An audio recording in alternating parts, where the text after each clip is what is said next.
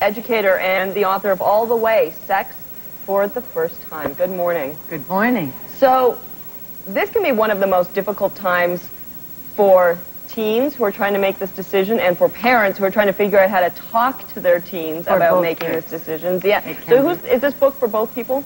It is. I wrote it for young men and women who haven't had sex yet. That's really the target. There's a good chapter for parents and other people who won't be there, as I call them. Yeah. But really, I think parents are curious to read questions that a lot of people, young people, have asked me, how I answer them.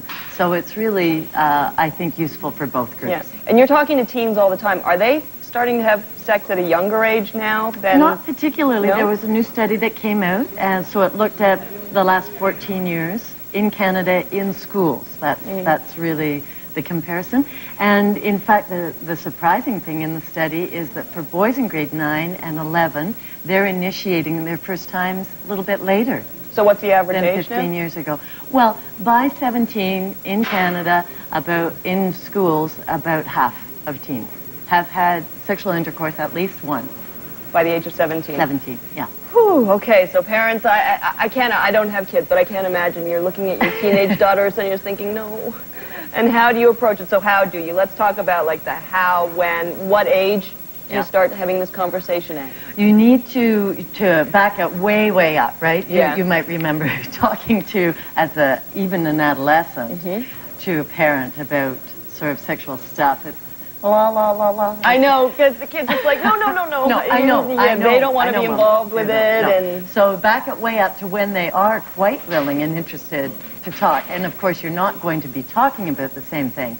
Right. But when a child is 4, 5, 6, they're very curious about where do babies come from and, you know, what are those dogs doing there? Yeah. So just to set the tone for an open discussion about this. But at the young age, you're keeping it very, I would imagine, very general. You're not getting into really detailed specifics? Well, in grade 3 in Ontario, kids are supposed to know about animal, including human reproduction. In grade 3 is what age? So, you know, by 9 years old, you can start to really kind of get into the anatomy of it and all that and they're sort of curious, thing. and it's just another physical Doesn't scare function. them? It doesn't at all. They're kind of like, ooh, is there any other way of making a baby? So you just make it simple. So they should know by age 10, because there are some girls who start to get their period by age 10. So if they have no concept of body parts or anything, it's a little harsh to start, you know, and this is going to happen to you. What are you saying to teens who are thinking about having sex for the first time? Well, there are a whole series of questions, I guess, that I pose in the book, and also voices from teens who did start, and some of those are good experiences and some of them weren't, and the advice that they give other teens. Like, there's one young woman who was a mom at an early age, about 20, 21, and she said, wait 6 months. You think you're ready today?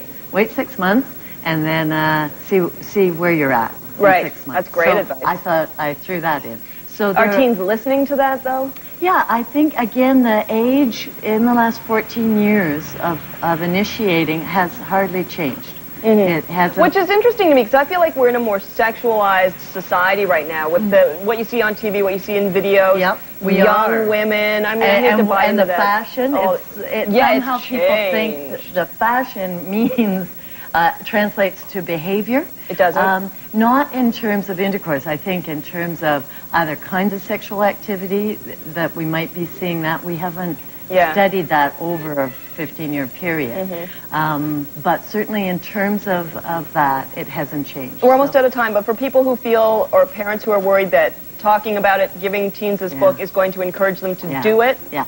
Any research that we have done shows that if you're open, if you give teens, this is a choice that teens make. You know, we don't like to think of it as a choice. It is a choice. And so we need them to have tools and good information to make a good decision. And so actually giving them that means that teens often will delay, and then when they do become sexually active, they're much more likely to protect themselves. You know what, I'm a big believer that knowledge is power. It is. And any knowledge is power. So you give teens this knowledge, and they will have a better idea of what they're doing with their life. Yeah. Great. Kim Martyn, thank you so much again. It's called All the Way, Sex for the First Time. time. Here's Kevin.